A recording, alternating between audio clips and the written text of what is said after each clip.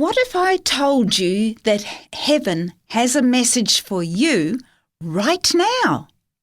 A message that cuts through the noise. A message of hope, healing and power. Before the world ends, God speaks through the three angels' messages. And it starts with this, the everlasting gospel. Revelation chapter 14 verse 6 says, "Then I saw another angel flying in the midst of heaven, having the everlasting gospel to preach to those who dwell on the earth, to every nation, tribe, tongue, and people." Let's find out why this may be the best news you'll ever hear. When God sends his final message to the world in the book of Revelation, he doesn't start with threats or warnings. He starts with good news. And that's what the word gospel means. Good news. Before judgment is announced, before Babylon is exposed, before the beast and his mark are warned against, God says, "Here is my good news for all people, the everlasting gospel." This shows us something about God's heart. He is not in the business of scaring people into obedience. He's in the business of saving people through love. The three angels' messages begin with the gospel because it's only through Jesus that we can stand in the judgment or be ready for his second coming. The gospel is not an afterthought. It's the foundation. It's the hope that makes every other message make sense. So what is the everlasting gospel? It's the good news that Jesus Christ, the Son of God, came to this earth to save sinners. Through his perfect life, sacrificial death, and victorious resurrection, you and I can be forgiven, transformed, and made new. His grace is stronger than our guilt. His love is deeper than our shame. His salvation is available to everyone who believes. But why is it called everlasting? Because it's not a new invention. It didn't start in the New Testament. It's the same good news that's been part of God's plan from the very beginning. In Eden, right after sin entered the world, God promised a Saviour in Genesis chapter 3 verse 15. Abraham believed in the Messiah to come, and it was counted to him as righteousness, says Romans chapter 4 verse 3.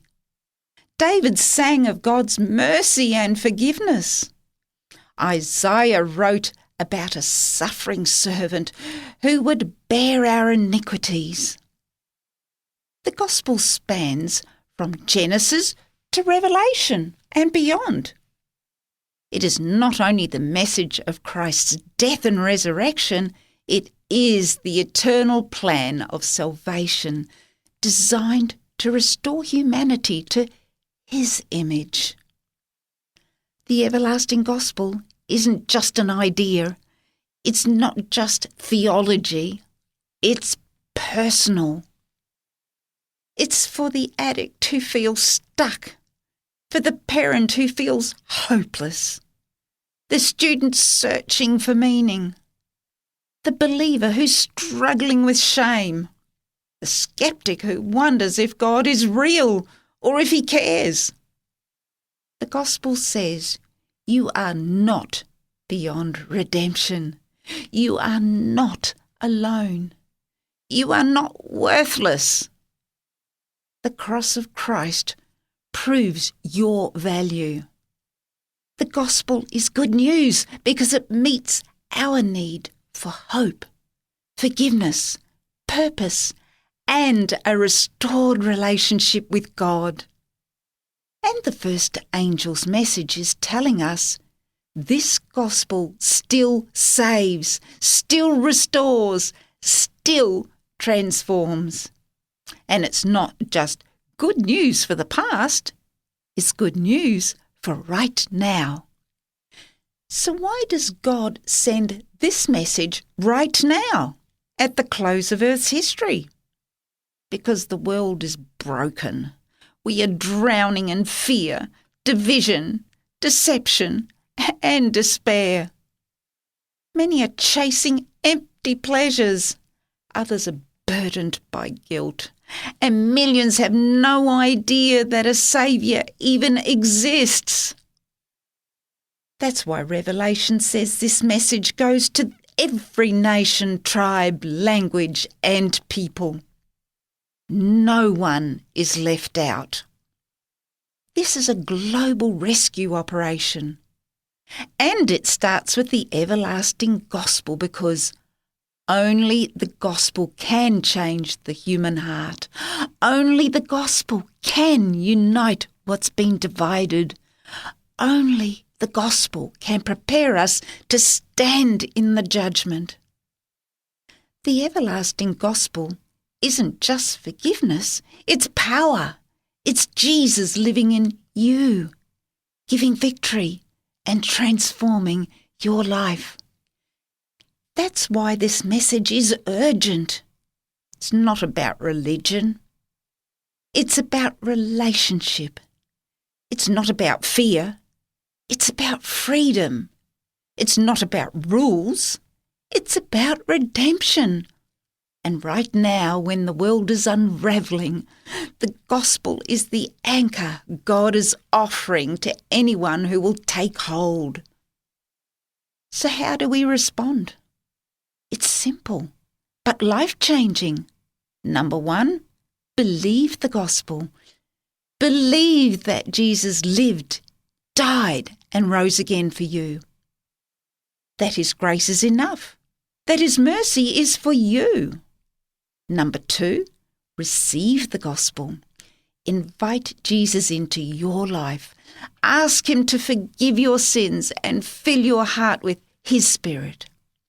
Accept His righteousness as your own. Number 3, live the gospel.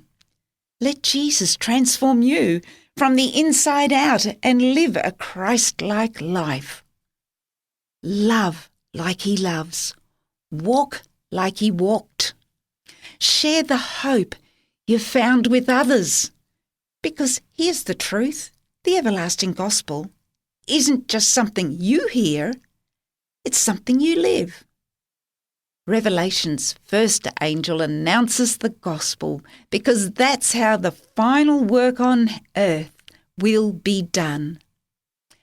As Jesus said in Matthew chapter 24, verse 14, "And this gospel of the kingdom will be preached in all the world as a witness to all the nations, and then the end will come."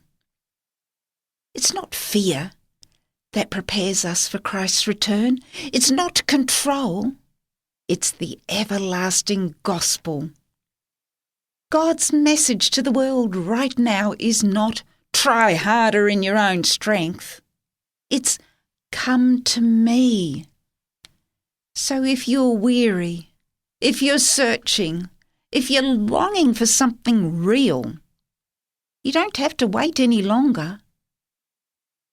My closing appeal is that Jesus is calling. His arms are open. His grace is free. His gospel is everlasting. And it's for you.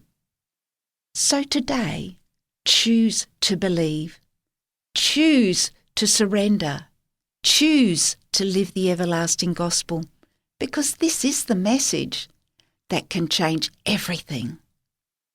In the next video, we'll continue to discuss the first angel's message and what it means to fear God and give Him glory. At 3ABN Australia Radio, we believe truth still matters. And the first angel's message is truth worth sharing.